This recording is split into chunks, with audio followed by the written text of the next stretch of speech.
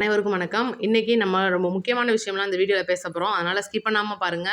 ARR அவர்களுடைய மகனுடைய car விபத்துக்குள்ளாயிருந்துச்சுன்னு சொல்லிட்டு காலையில மிகப்பெரிய அளவுல நியூஸ் போயிருக்கும். இத பத்தின மிகப்பெரிய ஒரு உண்மை வெளிய வந்திருக்கு. அத நம்ம வீடியோக்குள்ள பேச போறோம். அது போக இன்னைக்கு சட்டமன்றத்துல நடந்த காரசார விவாதங்கள், மதிய உணவு இடைவேளைக்கு முன்னதாகவே கிளம்பிய உதயநிதி, இத பத்தி நம்ம விரிவா பேச போறோம். நம்மளுடைய முதல்வர் அவர்கள் காவிரி விஷயத்துல எடுத்த மிகப்பெரிய ஒரு முடிவுக்கு கர்நாடகாமே இன்னைக்கு கொந்தளிச்சுக்கிட்டு இருக்கு. கர்நாடகாவுடைய தமிழக எல்லை அப்படின்றது இன்னைக்கு ஸ்தம்பிச்சிருக்கு. அதுக்கு காரணம் என்ன அப்படின்றதையும் நம்ம வீடியோக்குள்ள பார்க்க போறோம். அதனால ஸ்கிப் பண்ணாம பார்த்துட்டு உங்க கமெண்ட்ல சொல்லுங்க. வீடியோக்கு ஒரு லைக் பண்ணிருங்க. மறக்காம வீடியோக்கு 4 பேருக்கு ஷேர் பண்ணி விடுங்க.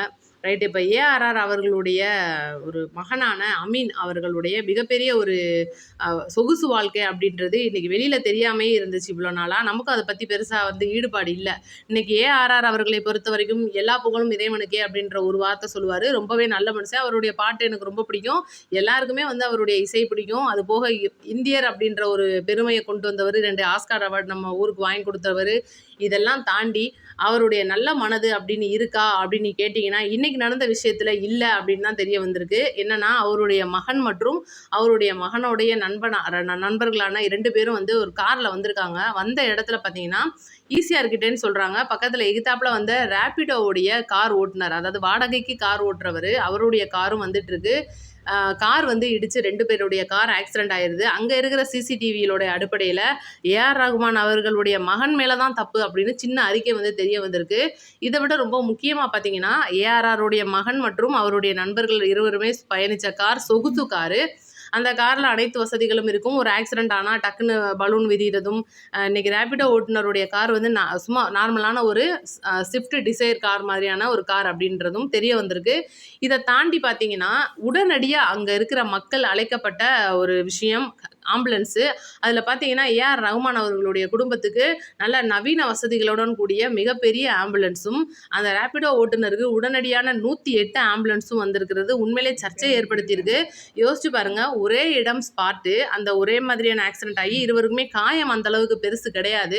ஆனாலும் கூட விபத்து நிகழ்ந்த இடத்துக்கு வந்த காவல்துறையினரும் சரி, அங்கே வந்திருந்தவங்களும் சரி, உடனடியாக அவரை மட்டும், அதாவது ஏஆர் ரகுமானுடைய மகன் மற்றும் அவருடைய நண்பருக்கு மட்டும் அதிக நவீனத்துவம் வாய்ந்த தனியார் மருத்துவமனையிலும், இவரை மட்டும் அரசு மருத்துவமனையிலும் இழுத்துருக்காங்கன்னா, நான் அரசு மருத்துவமனையை இழிவா சொல்ல விரும்பல. ஆனா அந்த ஒரு இடத்துல தூரமா இருக்கிற அரசு மருத்துவமனைக்கு ரேபிடோ கார் ஓட்டுநரை அனுப்பிவிடணும், பக்கத்திலே இருக்கிற காவேரிக்கு ஏஆர் ரகுமான் மகனை அனுப்பிவிடணும் அப்படின்னா எங்க போயிட்டு இருக்கு உலகம் அப்படின்னு தான் கேட்க தோணுது. எவ்வளவோ பெரிய நிறைய பேருக்கு நல்லதெல்லாம் செஞ்சிருக்கோம்னு சொல்லி வீடியோ வெளியிட்டுக்கிறது, மக்களுக்கு நாங்கள் இதை செய்கிறோம் அதை செய்கிறோம்னு சொல்கிற ஏஆர் ரகுமான் அவர்கள் இன்னைக்கு தன்னுடைய மகனுக்கு அதை சொல்லிக் கொடுக்க தவறிட்டாரோ அப்படின்றது ஒரு மிக முக்கிய கேள்வி.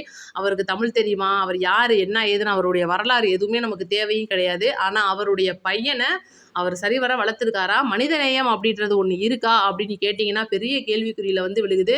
சரி, அது நமக்கு தேவையில்லை. அடுத்து பார்த்தீங்கன்னா, அதுக்கு விபத்துக்கு காரணம் என்ன அப்படின்னா, லைட்டாக போதையில் இருந்திருக்கிறார் அப்படின்ற ஒரு காரணமும், 2 பேரும் அதிகளவு செல்ஃபோன் பார்த்துக்கிட்டே வண்டி ஓட்டியிருக்காங்க அப்படின்ற ஒரு தகவலும், அதாவது அவருடைய நண்பரும் ஏஆர் ரகுமானுடைய மகனுமான 2 பேரும் பார்த்தீங்கன்னா, செல்ஃபோன் பார்த்துக்கிட்டே ஏதோ பார்த்துக்கிட்டே சர்ச் பண்ணிக்கிட்டே வண்டியை ஓட்டி இவர் தான் போயிட்டு அந்த ரேபிடோ கார் ஓட்டுநரோட மேலே இடிக்கிறார் அப்படின்ற ஒரு தகவல் வந்திருக்கு.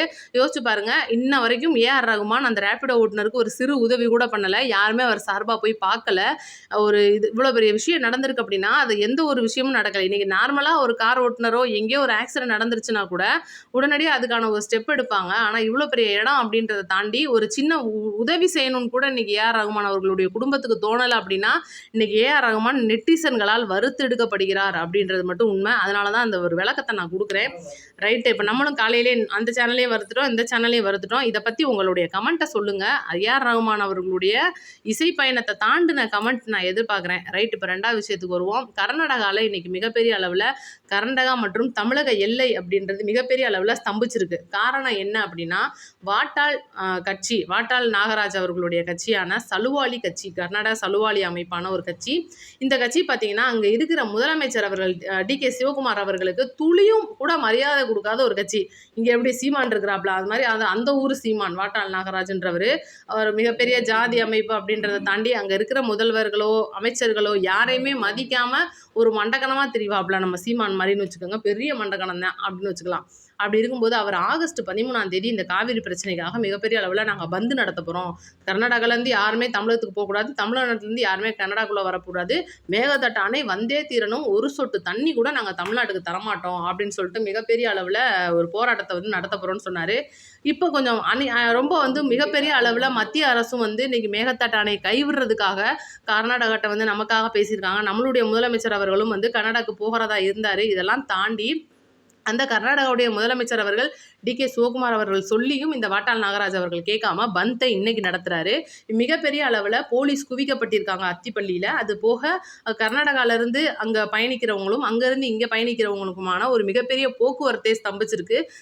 கர்நாடகாவுடைய எல்லையே வந்து இன்னைக்கு மிகப்பெரிய ஒரு பதற்றமான சூழ்நிலையில் இருக்குது. காரணம் இந்த வாட்டாள் நாகராஜ் அவர்கள்.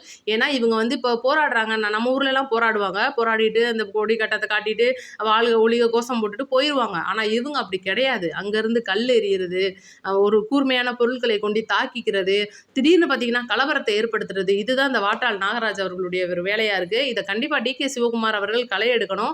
நம்ம ஊரில் எப்படி சீமானை ஒழிக்கப்பட வேண்டிய ஒரு கட்சியாக இருக்கோ அதே போல் அந்த ஊரில் அதை ஒழிக்கப்பட வேண்டிய கட்சி இல்லைன்னா கண்டிப்பாக தமிழ்நாட்டுக்கும் கர்நாடகாவுக்குமான மிகப்பெரிய ஒரு பகைமையை இந்த வாட்டாள் நாகராஜ் அவர்களுடைய கட்சி வந்து ஏற்படுத்தி விட்டுரும். ஏன்னா இன்னைக்கு ஒரு ஒற்றுமையாக இருக்கணும். ஆந்திரா பக்கத்தில் இருக்கிற மாநிலமான கேரளா, இங்கிட்டு கர்நாடகா, இந்த மாதிரி நம்மலாம் வந்து ஒற்றுமையாக இருக்கும்போது ஒவ்வொரு மாநிலத்திலும் இருக்கிற ஒரு சில பேர்களால் இன்னைக்கு மாநில பதற்றங்கள் இன்னைக்கு உள்ளுக்குள்ள இருக்கிற நம்மளுடைய வர்த்தகம் பாதிக்கும், பொதுமக்களுடைய போக்குவரத்து பாதிக்கும், அவங்களுடைய ஒரு விஷயம். ஏன்னா இன்னைக்கு நம்ம யோசிச்சு பாருங்க, நம்ம தமிழ்நாட்டிலேருந்து கரண்ட் கொடுக்க மாட்டோம்னு சொன்னால் கர்நாடகம் என்ன ஆகும்?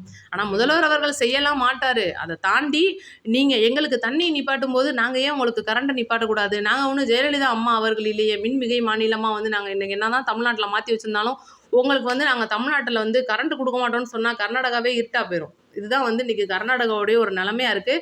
எப்படி யோசிக்காமல் இந்த மேகதாட்டு அணை பகுதிக்கு ஒரு மிகப்பெரிய அணையை வழங்குறதுக்கும் இவ்வளோ பெரிய அரசியல் பண்ணிக்கிட்டு இந்த திமுக மற்றும் அதிமுக நம்ம தான் பெட்டி வாங்கிட்டோம்ல, மக்கள் தண்ணி குடிச்சா என்ன விக்கிக்கிட்டு செத்தா என்னன்னு சொல்லிட்டு மிகப்பெரிய அளவில் பெட்டியை வாங்கிட்டு போன இந்த கட்சிகளுக்கு மத்தியில் எனக்கு எப்பேற்பட்ட அவமானம் வந்தாலும் பரவாயில்ல, இந்த அணையை கட்டக்கூடாது, காவிரியிலேருந்து தமிழ்நாட்டுக்கு தண்ணி வேணும்னு சொல்லிட்டு நம்மளுடைய முதல்வர் அவர்கள் உயிர் பயம் கூட இல்லாமல் கர்நாடகாவுக்கு போகிறேன்ற ஒரு முடிவு எடுத்திருக்காரு. இந்த சட்டப்பேரவை முடிஞ்சதுக்கப்புறமா மிகப்பெரிய அந்த கர்நாடகா எதிர்ப்பு போராட்டம், அதாவது மேகதாட்டு எதிர்ப்பு போராட்டம் அப்படின்றது மிகப்பெரிய அளவில் கிளம்ப போகுது. அதுதான் உண்மை. ஏன்னா செப்டம்பர் 8ஆம் தேதி வரைக்கும் சட்டப்பேரவை இருக்குது அப்படின்றனால இந்த பட்ஜெட் மீதான விவாதங்கள் மிகப்பெரிய அளவில் நடந்துட்டு இருக்கு. அது முடிஞ்சோடனே நம்மளுடைய முதல்வர் அவர்கள் இதுக்கு ஒரு முற்றுப்புள்ளியை வச்சுட்டு தான் அடுத்த வேலை அப்படின்னே சொல்லியிருக்காரு. ரைட்டு. அது போக நம்மளுடைய முதலமைச்சர் அவர்கள் 4 கூட்டணி கட்சி அமைச்சர்களுக்கு மிகப்பெரிய அளவில் நம்மளுடைய முதலமைச்சர் அவர்களை பார்க்க விடாமல் சில அமைச்சர்கள் தடுக்கிறாங்க. கூட்டணி கட்சியை சேர்ந்த அமைச்சர்களை நம்மளுடைய முதலமைச்சர் அவர்களை சந்திக்க விடாமல் நம்மளுடைய தமிழக வெற்றி கழக அமைச்சர்கள் சில பேர் தடுக்கிறாங்க அப்படின்னு சொல்லிட்டு ஒரு மிகப்பெரிய ஒரு புகார் வந்திருக்கு. கூட்டணி கட்சி அமைச்சர்கள்னால் உங்களுக்கே தெரியும். இன்னைக்கு விசிகாவுடைய வன்னியரசு அவர்கள், ஐயுஎம்எல்லுடைய ஷாஜகான் அவர்கள் மற்றும் மார்க்சிஸ்ட் கம்யூனிஸ்ட்லேருந்து மார்க்சிஸ்ட் கம்யூனிஸ்ட் கிடையாது, நம்மளுடைய கூட்டணி கட்சியில் இருக்கிற சில பேர் வந்து தடுக்கிறாங்க அப்படின்ற ஒரு காரணம் வந்திருக்கு. அதில் குறிப்பாக பார்த்தீங்கன்னா வன்னியரசு அவர்கள் இதை வந்து எதிர்க்கிறாரு. இல்லைங்க, நான் எப்போ நினச்சாலும் முதல்வர் அவர்களை போய் ஈஸியாக சந்திக்க முடியுது அப்படின்ற ஒரு தகவல் சொல்கிறாங்க. ஐயுஎம்எல்லுடைய ஷாஜகான் அவர்களும் இதே தகவல் தான் சொல்கிறாங்க. வேறு யாரை வந்து பார்க்க விடாமல் தடுக்கிறாங்க அப்படின்னு இருக்கும்போது காங்கிரஸ் மேலே லைட்டாக சந்தேகம் வந்திருக்கு அப்படின்ற ஒரு சந்தேகம் வந்திருக்கு. இன்றைக்கி நம்மளுடைய தமிழக வெற்றி கழக பொதுச் செயலாளர் புஷ்யானந்த் அவர்களும் ஆதவ அர்ஜுனா அவர்களும் காங்கிரஸுடைய அமைச்சர்களை நம்மளுடைய முதலமைச்சர்கிட்ட நெருங்க விட மாட்டேன்றாங்க அப்படின்ற ஒரு தகவல் வந்து உயர்கல்வித்துறை அமைச்சரான விஸ்வநாதன் அவர்கள் இதை வந்து ஒரு கம்ப்ளைண்டாக வந்து நம்மளுடைய முதல்வர் அவர்களுக்கு புகார் பண்ணியிருக்காரு. பார்ப்போம் என்ன நடக்க போகுது, என்ன முடிவு எடுக்க போகிறாங்க, எதுக்காக இந்த விஷயம்லாம் பண்ணுறாங்க அப்படின்றத நம்ம பார்க்கணும். இன்றைக்கி அது போக சட்டமன்றத்தில் நடந்த நிறைய காமெடியான விஷயங்கள்லாம் நீங்கள் பார்த்துருப்பீங்க. உதயநிதி மத்தியானத்துக்கு அப்புறம் ஓடியே போயிட்டாருன்னு சொல்லணும். ஏன்னா இன்றைக்கி ஒவ்வொரு திமுகவுடைய கேள்விக்கும் தமிழக வெற்றி கழகத்திலேருந்து டான்னு பதில் சொன்ன எம்எல்ஏக்கள் மற்றும் அமைச்சர்களை நீங்கள் பார்க்க முடிஞ்சிச்சு. உண்மையிலேயே வயது கொஞ்சம் கம்மியாக இருக்கும் நம்ம எம்எல்ஏக்களுக்கு. அது போக அனுபவமும் ரொம்ப கம்மி. 5 வருஷம் 10 வருஷம் 70 வருஷம் ஆண்ட ஆலமரமாக நிற்கிற அந்த கட்சிகள்ன்ற பேரில் இருக்கிற ஒன்றுத்துக்கும் ஆகாத சில பேர் இங்கே வெறும் 3 மாதமே ஆட்சிக்கு வந்தவங்க கையில் மிகப்பெரிய கோப்புகள் அப்படின்னு சொல்லலாம். அவங்க கேட்குற கேள்விக்கு டான் இந்த துறை தான், நான் இந்த துறைக்குரிய பதில் தான் சொல்லுவேன் அப்படின்னு இல்லாமல் விவசாயத்துறைக்கு அமைச்சர் ரமேஷ் அவர்களுடைய பதிலும், இன்னைக்கு பொதுப்பணித்துறைக்கு புஷ்யானந்த் அவர்களுடைய பதிலும் அதுபோக ஆதவ அர்ஜுனா அவர்களுடைய பதிலும் வந்து உண்மையிலே திமுகவை ஆட வச்சிருச்சுன்னு தான் சொல்லணும். இதனாலேயே என்னமோ தெரில உதயநிதி அவர்கள் ஓடிட்டாரு. இதை விட தாண்டி சட்டப்பேரவை முடிஞ்ச கையோட ஷாஜகான் அதாவது சிறுபான்மை நலத்துறை அமைச்சர் ஷாஜகான் அவர்கள் மேல லைட்டா ஏதோ நடவடிக்கை எடுக்க போறதா சபாநாயகர் சொல்லியிருக்காரு. காரணம் என்னன்னா, சட்டப்பேரவையுடைய விதிமுறைகளை மீறி சட்டப்பேரவைக்குள்ள ஃபோன் கொண்டுட்டு வந்து அந்த பேப்பரை பார்த்து படிக்காம ஃபோனை பார்த்து படிச்சார் அப்படின்ற ஒரு தகவல். என்ன பண்ண போறாங்க அப்படின்றத அடுத்த வீடியோல சொல்றேன். நம்ம சேனல்ல நோட்டிஃபிகேஷன் ஆன் பண்ணி வைங்க. நன்றி, வணக்கம். அடுத்த வீடியோல சந்திப்போம்.